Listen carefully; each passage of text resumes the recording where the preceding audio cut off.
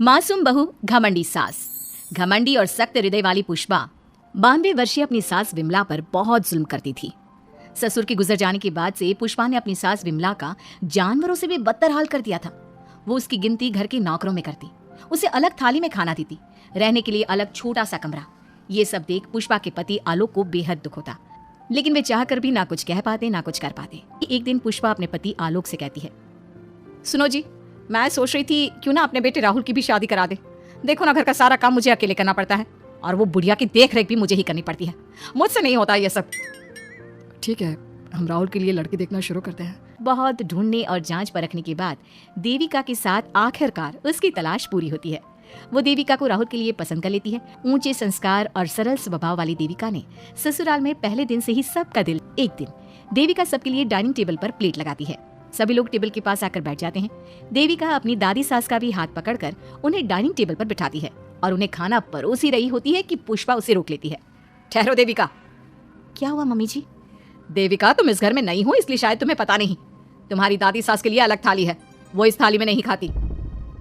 देविका मुड़कर विमला की तरफ देखती है और फिर अपनी सास पुष्पा से प्रश्न करती है, लेकिन मम्मी जी, रसोई में तो यही प्लेट थी।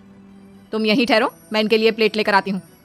पुष्पा रसोई में किसी कूड़ेदान की तरह पड़ी प्लास्टिक की प्लेट लेकर आती है और उसी में विमला के लिए खाना लगाती है। जब ये सब देविका देखती है तो वो आश्चर्य में पड़ जाती है और फौरन उठकर रसोई घर से दूसरी प्लास्टिक की प्लेट भी ले आती है। अरे बेटा, ये दूसरी थाली तू किसके लिए लाई है? देविका मासूमियत के साथ जवाब देती है, आपके लिए मम्मी जी। हाँ, मेरे लिए? पर क्यों? माँ जी, जब आपने अपनी सास यानी मेरी दादी सास को प्लास्टिक की प्लेट में खाना लगाया तो मैं समझ गई कि यह जरूर आपके घर की कोई परंपरा होगी, इसलिए मैं आपके लिए भी ये प्लास्टिक की प्लेट ले आई। अब आप अपनी सास के लिए इस प्लेट में खाना लगा दीजिए और मैं अपनी सास के लिए इसमें खाना लगा देती हूँ। देविका की बातों से पुष्पा हैरान हो जाती है। वो सोच में पड़ जाती है कि वो अपनी बहू देविका की मासूमियत पर खुश हो या फिर उसकी नासमझी पर दुखी।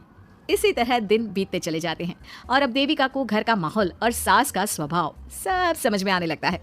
एक दिन सुबह पुष्पा अपनी सास यानी विमला को उसके कपड़े धोने के लिए कहती है और ये सब दूर से देविका देख लेती है।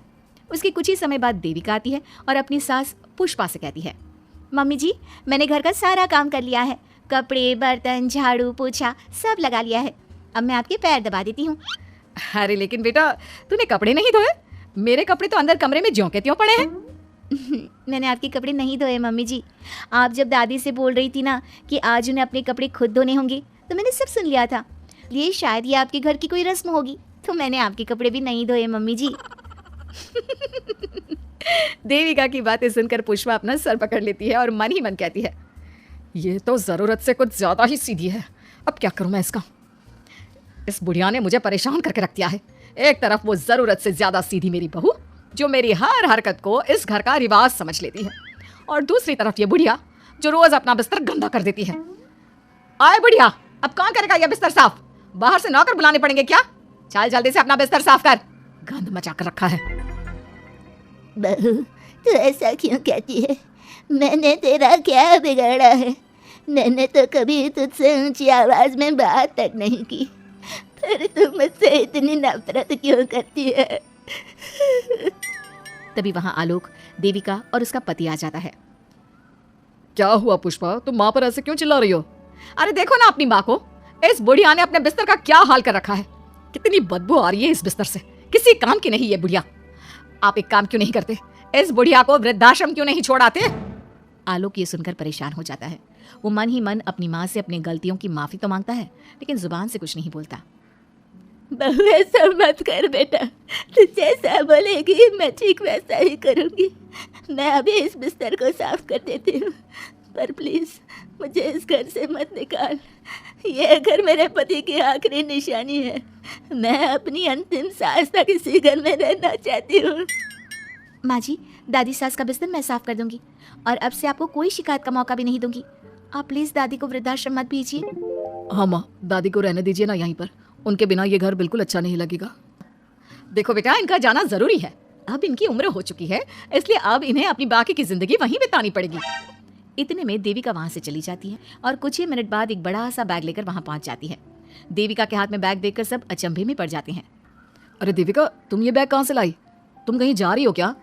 माँ जी ने अभी तो बोला थोड़ी देर पहले कि अब उनकी सास बूढ़ी हो चुकी हैं और उनकी असली जगह वृद्धाश्रम में ही है, तो मैं ये दूसरा बैग उनके लिए भी ले आई। वो क्या है ना, उम्र तो अब मम्मी जी की भी हो चुकी है, कल तो जाना ही है, इससे अच्छा अभी चली जाएंगी तो दादी सास को भी एक सहारा मिल जाएगा। क्या?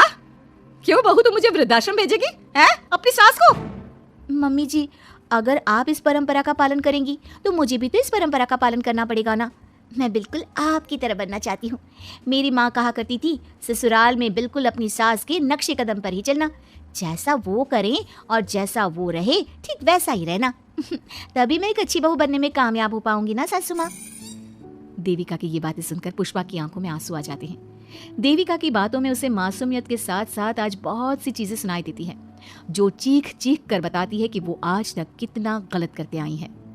बेटा, तूने तो मेरी आंखें खोल दी। अपने ससुर के देहांत के बाद मैंने न जाने अपनी सास पर कितने अत्याचार किए, उन्हें कितना जलील किया, खरी खोटी सुनाई।